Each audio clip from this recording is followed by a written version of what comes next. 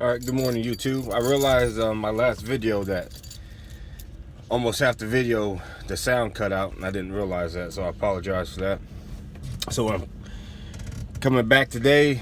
I got enough time to do a quick video this morning before we go back over to the terminal.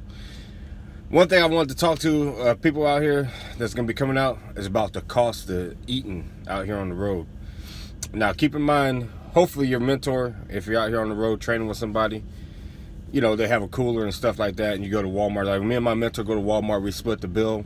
We go to Walmart probably about every week and a half. It's been about a week and a half, it seems like. That's when we do our Walmart run. And after we get like everything we want to eat on the truck, we spend, it comes to about 60 bucks. So for a week and a half, I spend about $60 on food. Now, the real story is this though. Like I said before, I've always said I'm a man of convenience, so I like to eat out every day. I average for breakfast anywhere between $10 and $14 per breakfast every morning. So you do the math, you know. So I'm spending over $300. I'd be spending over $300 a month eating out every morning. But I'm a breakfast person, so that's what I do. That's just some food for thought. I mean, $10 to $14 every morning, you know, that adds up quickly throughout the week. So, you know, if you don't have a lot of money, don't be afraid to tell, you know, just because your mentor, you know, your mentors gonna obviously make more money than you. They're probably going to have more money than you. But if you're one of them people that don't have a lot of money, don't put yourself in a situation, you know, if your mentor wants to go eat breakfast every morning, let them eat breakfast every morning, but don't feel like you got to just be with your mentor every time. Right? I mean, you out here training. That's what you're out here doing. You're not out here, you know, trying to make a best friend. So just because they're going to go sit and eat doesn't mean you got to go sit and eat. Occasionally it's nice to sit down and eat, have a conversation or whatnot. But, you know, don't be afraid to say, hey, you know, I'm not going to eat this morning, in terms of sit down and eat, like, you know, spend $10, $14 on a meal every day. So try to make sure that you put foods on the truck that you can eat on the truck, you know, eat on the truck, you know, get some instant oatmeal, instant grits, you know, something like that, so that you can have breakfast every morning without having to spend $10, $14 every day. You know, it can, that's what I was talking about yesterday, or the day before yesterday, whenever I posted that last video. It can get very expensive out here on the road, and the costs can, your incidental costs add up very quickly if you're not paying attention. If you're not tracking your money and have some type of budget, you're gonna blow through a lot of money. So I mean, pretty much, if you're making, you know, for me, because of the state I'm from, I average between $400 and $500. I average about $450 a week while I'm in training, and that's because of the state I'm from. If you're from California or something like that, you're gonna make a lot more money when you're in training. But if you're from like one of the Midwest states, lower, like Louisiana, Mississippi and stuff, they don't make, you know, I think it's kind of unfair how they do that, but you're not gonna make very much money. It's like minimum wage of like $9 or something like that. $9.50 an hour is what I get while I'm driving, $8 while I'm not driving. Now I know some guys stay on the clock the whole time during their 14-hour because they make more money that way. A reason why I don't do that is because I prefer to preserve my drive time. So the way I do that is when we get to a shipper or receiver, I'm on the clock for that shipper and receiver once we get there, and then I come back on it, and then once we arrive, and then I take myself off the clock, and then I put myself back on the clock when I do the loaded or unloaded call, and then I start driving again. And I do that because it preserves my drive time, because you got to get 200 with this company. You got to get 200 hours behind the wheel. So I try to preserve that time. All right. The other thing I was talking about, I believe I was trying to talk about, was headsets. The big one seemed to be the Blue Parrots, and the other one is the Blue Tiger Elite. Okay. I got the Blue Tiger Elite. Technically, you're not supposed to be on the phone and stuff when you're driving. I mean, you shouldn't. But it serves more than a purpose of being on the phone, hands-free. I could also listen to music and have one ear open. I can't do the AirPod.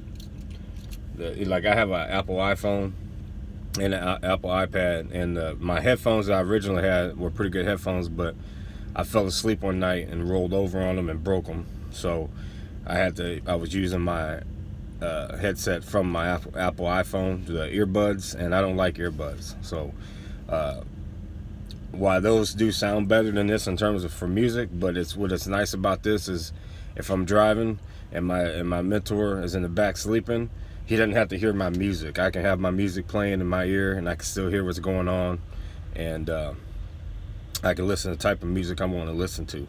Now he doesn't care what I listen to, and I listen to everything. I listen to everything from, you know, the old school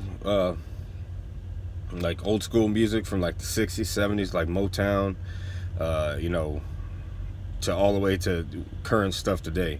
I don't listen to as much as the newer hip hop and stuff. Like I'm 41. I come from, I grew up a child of the 80s and 90s, so that's primarily when I listen to hip hop. It's coming from the 80s and 90s.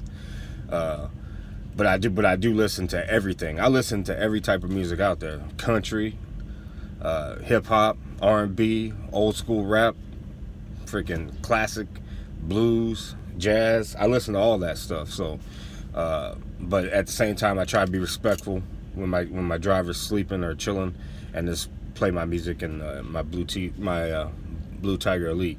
And the nice thing about this also is that it can hook up to your iPad. You can hook it up to 2 different devices at one time, so that's kind of nice. So like I watch TV on my iPad, and but it's connected to my phone also. So if I get an incoming call, I don't miss the call.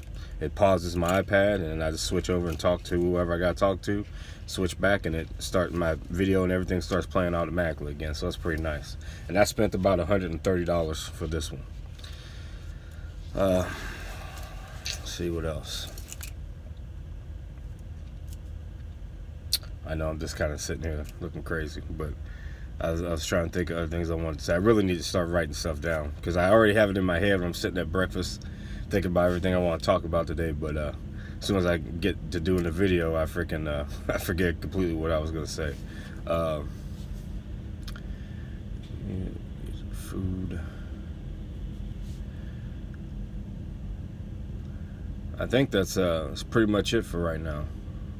I did have somebody. I had a few people comment on my videos. I think one of the gentlemen, he's getting ready to go to school in Fontana, and like I tell everybody, all my experiences for academy experience is based off of West Valley.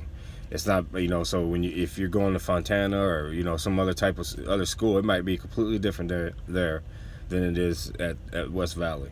But it should still be pretty similar. It's a program, so it should still run pretty similar. But people like to ad-lib. That's one of the things I kind of noticed about being with this company, is every place is different in terms of the way they operate.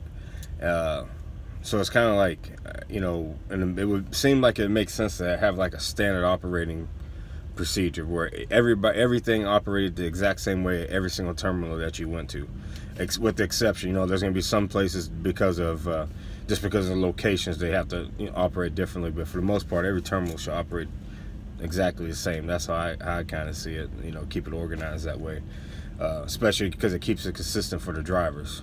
So when you go from terminal to terminal, you don't have to remember, okay, well, this is how they do it at this terminal and this is how they do it at that terminal. If every terminal is doing the job the exact same way, then it takes the guesswork out of it for the driver. But anyway, that's